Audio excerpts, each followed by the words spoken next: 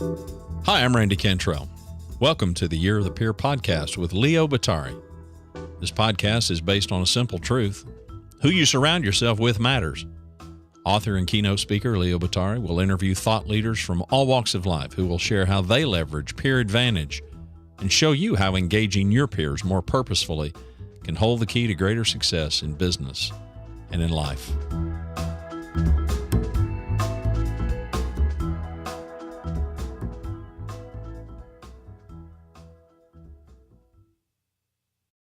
Today's guest is Brian Solis. Brian is a principal analyst at Altimeter Group, a profit company. He's also an award-winning author, prominent blogger, writer, and keynote speaker. Brian is a digital analyst, anthropologist, and futurist, studying and influencing the effects of emerging technology on business, marketing, and culture. His research and his books help executives and also everyday people better understand the relationship between the evolution of technology and its impact on business and society, and also the role we play in it. As a result of his work, Brian also helps leading brands, celebrities, and startups develop new digital transformation, Culture 2.0, and innovation strategies that enable businesses to adapt to new connected markets from the inside out. We welcome Brian to the show. Brian Solis, welcome to Year of the Peer. I can't tell you how thrilled I am really to have you on the program. As you know, I enjoyed working with you so much during the years that you were doing some really terrific keynote presentations for Vistage. And I know, since that time, you've got a great book which speaks to the customer experience, which I want to talk a little bit about because I think in terms of this show, our customer experience isn't just an individual experience, it's a shared one. So I'd really like to talk a lot about the dynamics of that. But I think first, I'd love for our audience to get a sense of what you're doing right now and just kind of update us on, what you've been doing this coming year and what you're thinking about, what are your plans for next year? Well, first, let me say, Leo, it's wonderful to see your mug. It's been a long time. I did have a lot of fun when we worked together on Vistage. To be honest, I don't even know where to start. It's been such a crazy last decade in that, I started by studying disruptive technologies and really trying to understand the startup ecosystem and advise a lot of startups along the way. And then suddenly I started to watch its impact on business and traditional markets and really tried to help big businesses try to sort of survive what I was calling digital Darwinism. And then before we knew it, there was just too many disruptive technologies to track. The impact was so great. So I kind of hit pause and reassessed where I needed to be. And at that point, I was about maybe 10 years ago, became a digital anthropologist and really started looking at how technology was changing behaviors, so customers, employees, and then reverse engineering that back to what businesses need to think about in terms of perspective, mindsets, business model innovation, and then we can start talking about technologies. But once we understood, basically getting a sense of purpose as to what was happening and why, that's where my work was. And then your question about the future, wow, I might need a glass of wine, really wax poetic on this one. But I think I'm going through my own transformation of sorts in that I've always tried to be that person that figured out everything, and I really found myself talking, I want to say like a human being, but of course as a human being, but trying to humanize a lot of these complex changes. And somewhere along the way I realized that no matter how many reports I publish or how many books I publish, things aren't changing fast enough, and I want to have an impact on that. And so I might take a break, at least on the book side of things, to explore what are the personal dynamics of what sparks innovative and creative thinking in ways that are approachable by anybody. Because I think this is that time where it's not an elite opportunity, in terms of innovation or disruption. It's not just for the people getting 20, 30, $100 million funding. I think right now businesses face such a disruptive time of all sizes, whether they're employers or whether they're selling.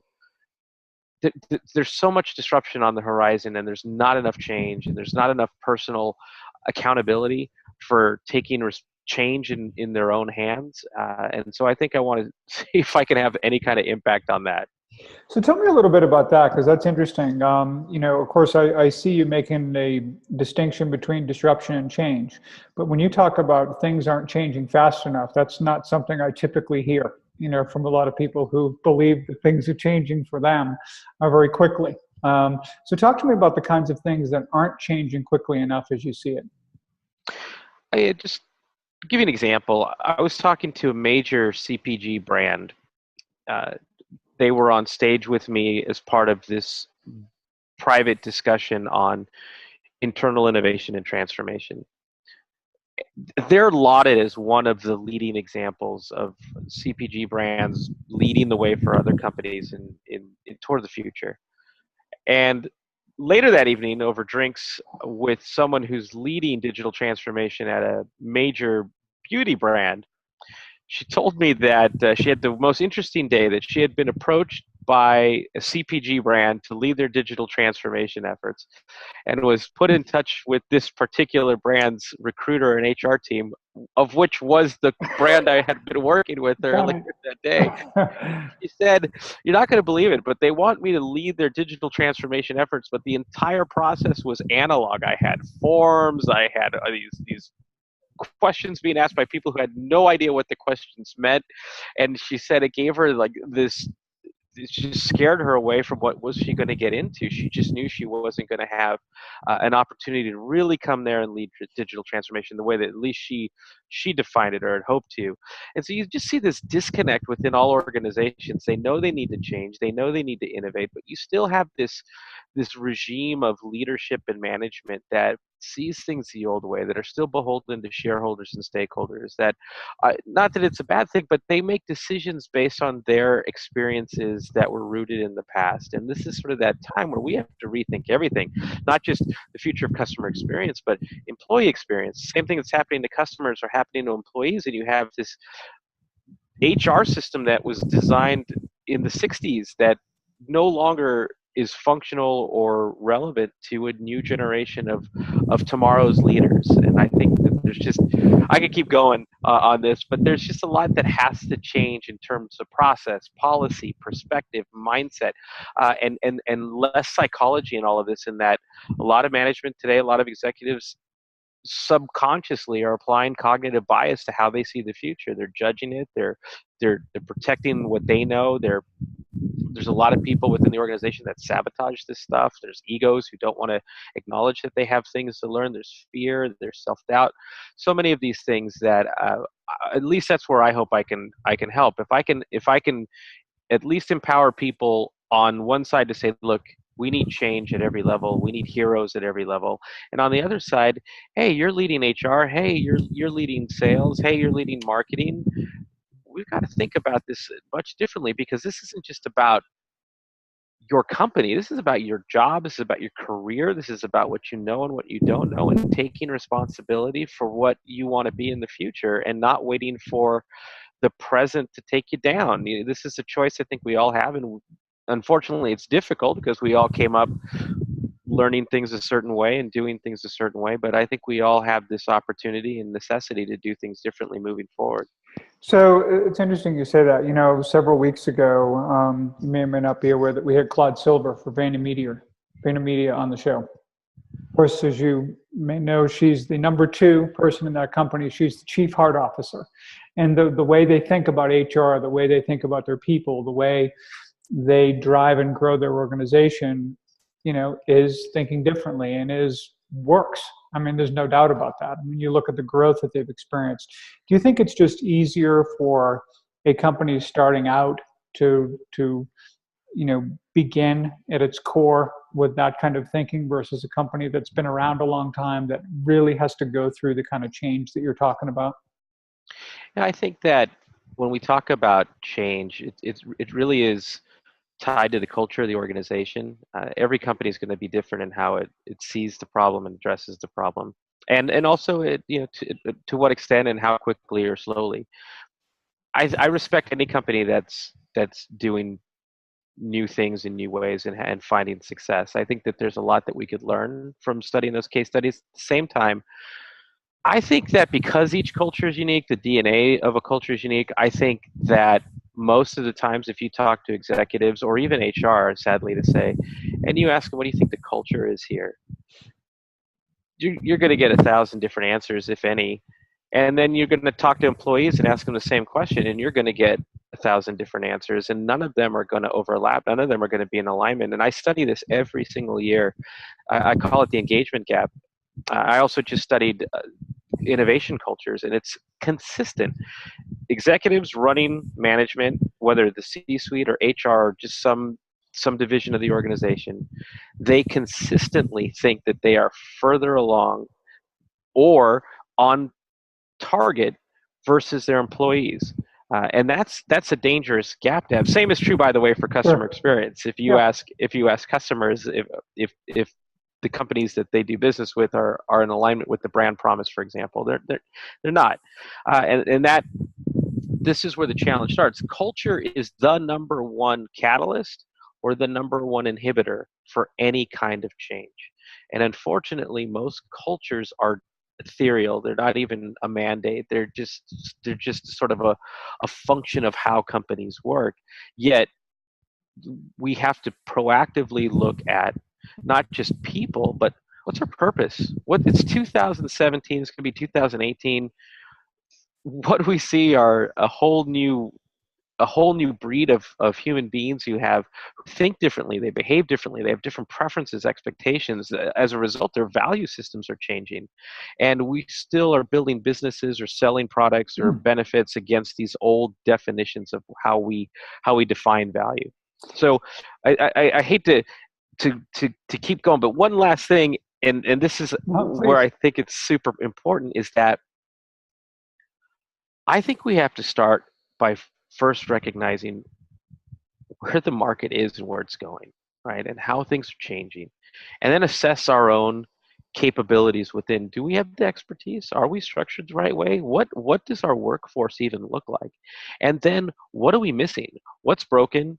And all these audits reveal all kinds of crazy gaps and crazy priorities, of which then give us specific direction rather than just looking at case studies of other companies, but give us specific directions on how we're going to solve this, starting with the conversation of, Leo, what do you think the culture of our organization is based on all of this information, and what should it be moving forward? What's that purpose going to be, so that people can assign to that purpose and feel like their work every single day is measuring or impacting towards that purpose? So long answer, but I'm super passionate about it.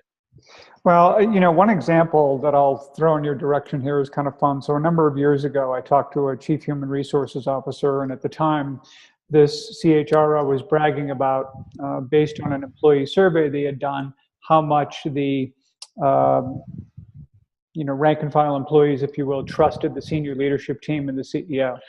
And I asked him, have you ever asked the question in reverse?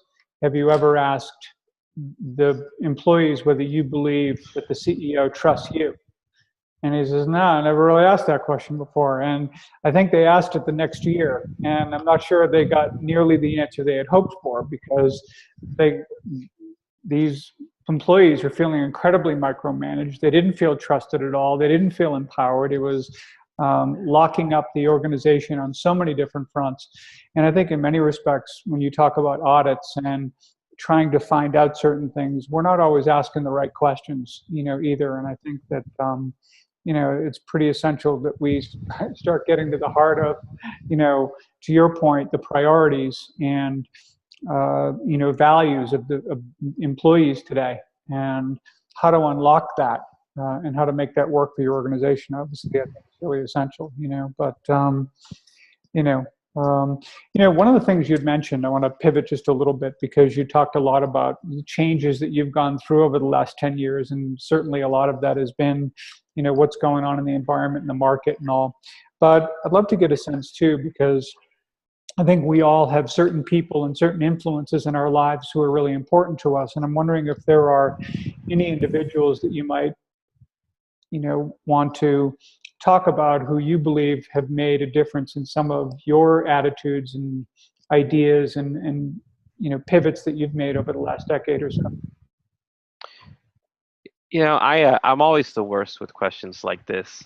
Also, just to forewarn you, what companies you think are doing this right? I'm going to fail that one too. And the reason is that I don't know. By the way, the other questions I'll fail is what's your favorite color? What's your favorite movie? What's your favorite Gotcha. band?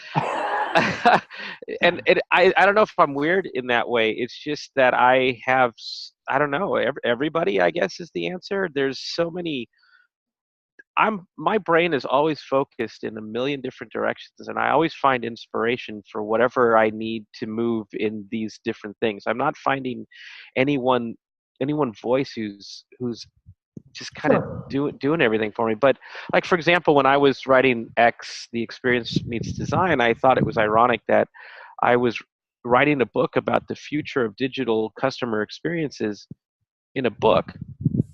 So I thought, well, hey, I'm going to challenge readers to think differently about creating these unique native experiences for people. Well, why couldn't I do the same thing for paper, and why couldn't I study how people were changing and how they read based on these devices and how they interact with their favorite apps, and really learned a lot about user experience and user interface design. And so in that regard, Jesse James Garrett really inspired me. He was one of the co-founders of Adaptive Path, and when I started thinking about then taking these design, what I thought was design innovation, and applying it to paper and reconstructing the concept of a book and a story arc and a table of contents and flow, then I really started looking at Walt Disney and the work that he did in the 1930s around storyboards. And I had a gentleman by the name of Nick Sung, who was a storyboard artist for Pixar, come and spend a lot of time with me to teach me the art of storyboarding.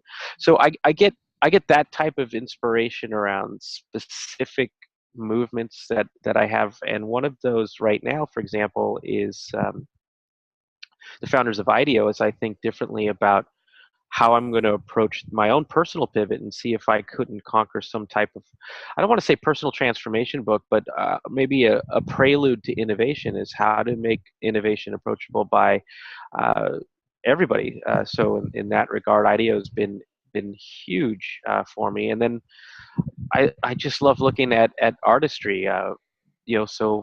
Ralph Steadman, who was the illustrator for a lot of Hunter S. Thompson's work, and even Hunter S. Thompson himself, and trying to challenge convention and think differently. I think it would be natural to look at Steve Jobs in that regard, but I'm, looking at the renegades and the rebels and seeing what I could learn from them as a way of empowering myself to validating, I guess, what I think, and then finding ways to communicate back in an inspiring way. Maya Angelou right now is helping me take these really crazy complex sources of innovation and change and humanizing them in ways that are inspirational and not meaningless platitudes that so many self-help authors end up delivering, which they connect with a lot of people. But I think at the end of the day, if anyone is going to read my work, they want to know, what am I going to do next? Don't just make me feel good, tell me exactly what to do, because you're asking me to change 50, 60, 70-year-old business models, and that's not going to be easy. So first of all, I don't think you failed at answering that question at all. Secondly, it was maybe one of the better answers I've ever received on that question. So I really appreciate that. And by the way, speaking to the book, it's probably really one of the most beautiful books I've ever seen. Oh, I mean, it is really, really well done and well designed. And all I thought of was how involved and the work it took, to put that together. But with that too, one of the real questions, as I mentioned, at the outset, was I would love to talk about this idea of the customer experience, not simply as an individual experience, but as a shared experience. And I would imagine that customer experience you also get firsthand whenever you're in front of an audience, because while you were speaking to individuals, there's a whole group dynamic going on there that I think really feeds on itself in a great way. And I'd love for you to just share a little bit about some of your experiences there. The word experience is what inspired that book. What inspired the design, just the topic, the just everything. And the reason why is because I found out that the word experience turns out to mean a lot of different things. We all talk about experience, but again, I do this with everything, whether it's innovation, customer experience, anything that I tackle, I have to really get to the root definition of that word, Sure. so that I can build upon it because I know that when you put yourself out there, you risk people trying to take you down or debate you, and I don't want to expose myself in a way that if it's something that I just could have easily found by doing some research. But it turns out that something so simple as just trying to get to the core of something and finding its true meaning and its belief or why you believe that it's so important, it turns out to be really inspiring. So the word experience, and again, I promise I'll come back to customer experience, No. is it turns out that when we talk about it in a business context, we're sort of missing the real element of what it is. And even trying to find, even looking at all the dictionaries and finding a definition that everybody could agree on was a challenge. And so I thought I would just kind of strip it down to this essence of an experience is what someone can feel or what someone can sense in a moment. And you can sort of measure that experience immediately and over the long term and how they react and how they feel. And I felt that a lot of times businesses were leaving those moments to chance, in that I don't know how you feel. I might ask you a net promoter score question, like, would you refer us? But that doesn't really get me to how you feel about anything and in what moment. And so I felt that if we could agree that an experience would be some type of emotional moment, some type of emotional reaction, then the customer experience would have to be possessive, in that the customer's experience is the experience, and that it was the sum of all engagements a customer had with your brand in each moment, and all of those moments combined. That could only be the customer's experience, and therefore the baseline for customer experience. And I realized that definition and that approach to the topic was completely backwards from how most businesses look at it. They look at it systematically, functionally, tactically. We look at customer journeys. We look at where we can make improvements. We have to maybe create mobile apps, optimize websites for mobile screens. So they think about it from inward to the outside. Whereas what I'm asking you to do is take an outside-in approach. So reverse engineer the customer experience based on what they value, what they love, what they don't love, what they don't know to love yet. So for example, if you're Virgin America, you're probably looking at Uber, you're probably looking at Tinder, you're probably looking at the iPhone, Android phones. You're probably looking at the things that consumers love who happen to also probably fly, and trying to find these elements of the experiences people love and reverse engineer that into your brand, your value proposition, and then play it out. How would they want to go through that customer experience? And realize that there's things to fix, and then there's also things that you're not even doing or addressing today, and also probably don't have the expertise or the thinking inside the organization to do that. So when I talk about customer experience, I want to engage people in an emotional way, regardless of what the industry is, so that the customer's empowered, or the customer's happy, or the customer's whatever they're setting out to do and how they define value. And I put myself through that whole ordeal when I wrote X. I realized that there were opportunities to deliver an experience to the reader that typically I would have done as a normal business, which was write a book and try to be as smart as I could and as helpful as I could, and just follow 100-something-year-old process with the publisher I was working with, or look at how the consumer is changing and see if I couldn't innovate and find ways to deliver a better experience. So that's how I approach it. It's not the most popular approach, because I'm asking people to essentially challenge their own conventions and find ways to disrupt themselves. But I think ultimately, if we don't disrupt ourselves, it'll be a gift given to us by someone else.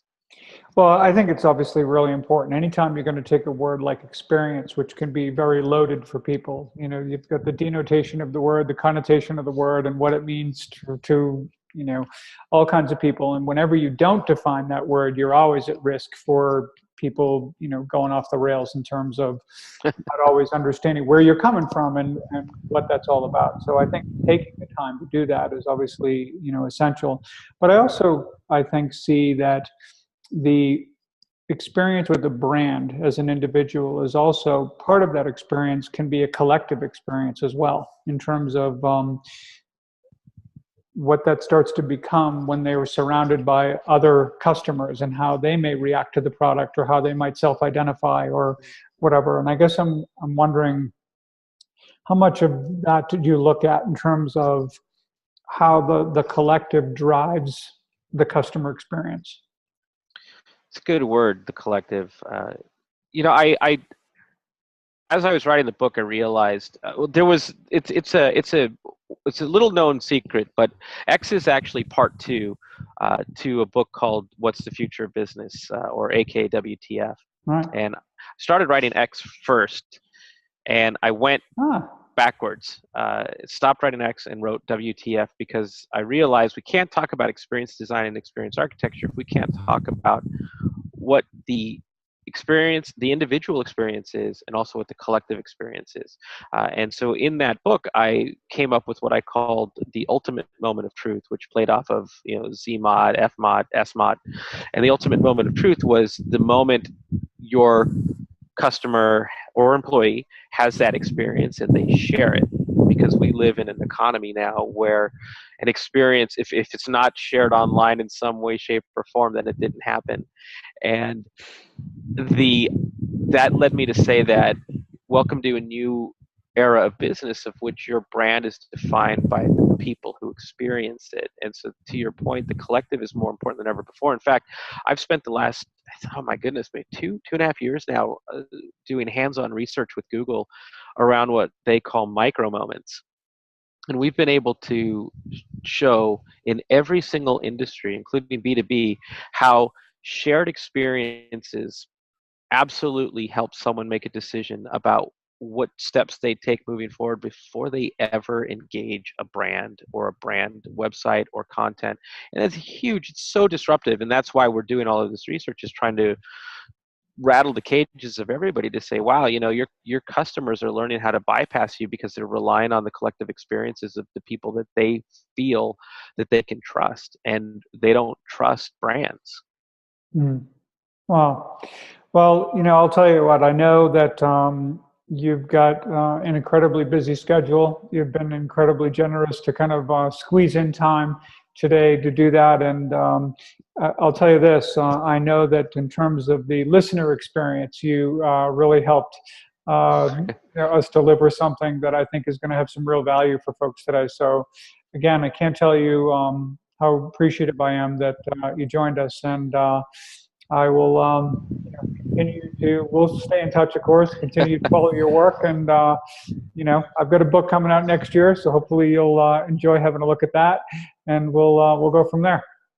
Leo, I've always considered you a good friend, and I always admire and respect the way you think. And I, of course, am here to help you in any way, shape, or form. So I look forward to the release of your book. By the way, I liked your last book too. It was really, really cool. And so let's change the world together, my man. There you go. All right. Thank you, sir. We'll talk later.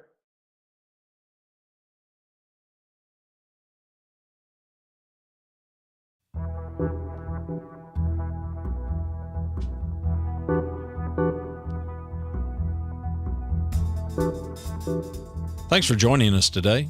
To learn more about Peer Advantage, to submit questions to Leo and our guests, and to subscribe to the Year of the Peer podcast, please visit us at leobottary.com. It's LeoBottary.com. This podcast is produced by me, Randy Cantrell, hosted, of course, by Leo Bottary. Music provided by Kevin MacLeod, Vibe Ace, licensed under Creative Commons by Attribution 3.0 license.